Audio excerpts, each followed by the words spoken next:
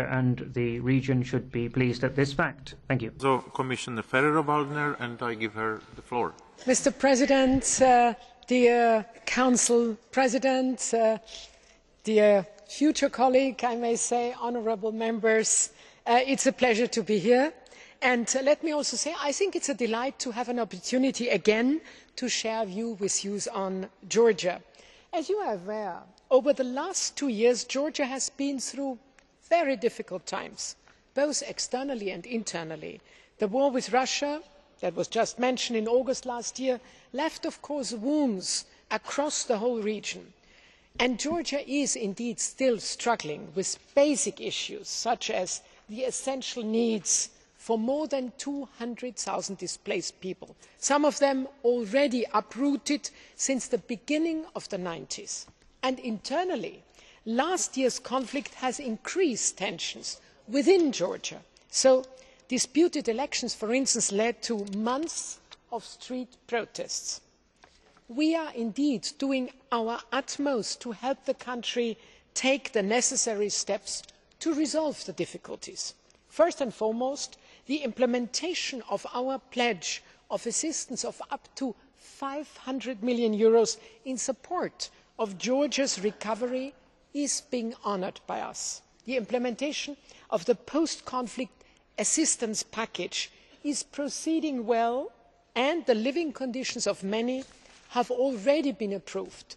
We are keeping our promises, and our very substantial assistance is providing assistance for the resettlement of the IDPs, but also for economic stabilisation and support to Georgia's infrastructure.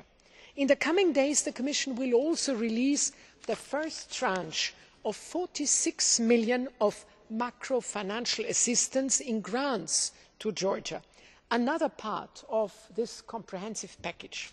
However, if we are to succeed in helping Georgia out of its current difficulties, Georgia must also deliver more, in particular in 3 areas. First, Georgia should promote further democratic reforms. Democracy, rule of law, respect for human rights and fundamental freedoms are the backbone of our relations with all our eastern partners.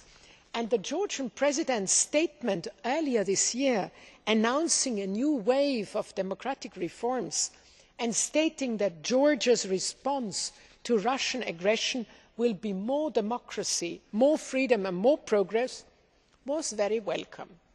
The local elections in Tbilisi in May will be a test of these commitments, and the local elections will also be very important as the Tbilisi mayor will be for the first time elected through direct suffrage.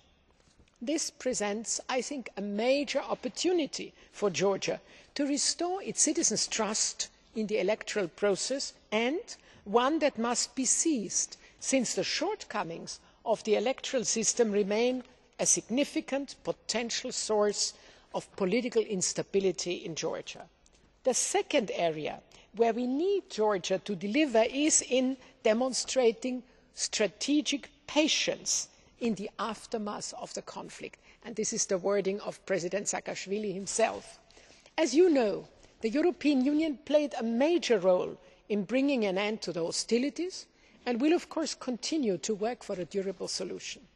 We will indeed not waver in our support, as was said, for the territorial integrity and sovereignty of Georgia, and we will do all we can through our monitoring mission and mediator role at the Geneva talks to work for a normalisation of the situation. At the same time, the isolation of the breakaway regions will not help efforts for conflict resolution. On the contrary, a smart policy of engagement with Abkhazia and South Ossetia is needed.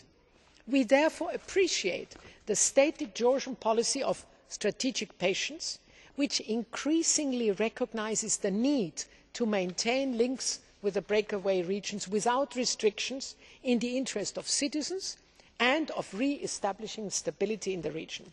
The government of Georgia's efforts to design a state strategy for the regions of Abkhazia and South Ossetia deserve our support, particularly any effort for closer work in favour of its population.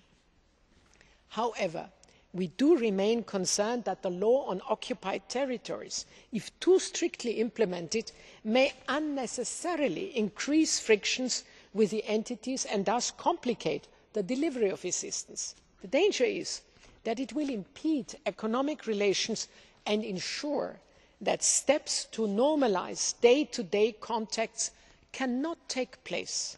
In spite of the very good advice from the Council of Europe Venice Commission, this law has not yet been amended by Georgia, and we will continue to urge Georgia to make the suggested adjournments.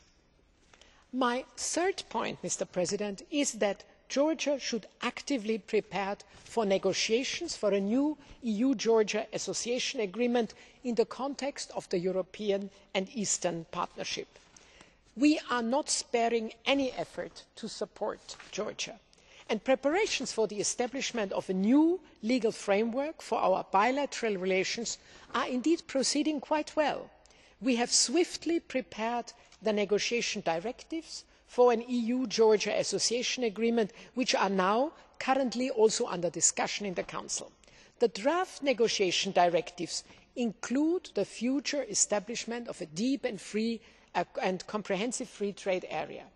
We have already presented to Georgia key recommendations for steps to be taken before we can judge the country ready to embark on this area of negotiations. Now, Georgia's resolve to use the run-up to the negotiations to speed up its own preparations is wise, and I think it is essential that it tackles the key recommendations very actively. Meanwhile, negotiations on the EU-Georgia visa facilitation and readmission agreements were completed at working level in November, and we are now awaiting final approval on both sides.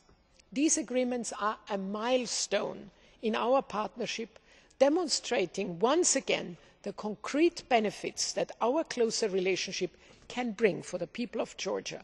Enhanced mobility will go hand in hand with enhanced security. I recently signed a joint declaration on a mobility partnership between the European Union and Georgia, which now will be completed. To conclude, we remain deeply committed to supporting Georgia in these difficult times. We are offering new opportunities that can bring tangible benefits to the country and its citizens, but Georgia also has to help itself, and if it takes good decisions, we will then be there to help on every step of the way. Thank you, Mr. President. Thank you, Madam Commissioner. Now we have speakers for our political groups, and we will start with the EPP and George Shepard. Thank you, President, Minister, Commissioner. I'm very impressed by the very thorough picture which you have painted of the present state of relations. I think that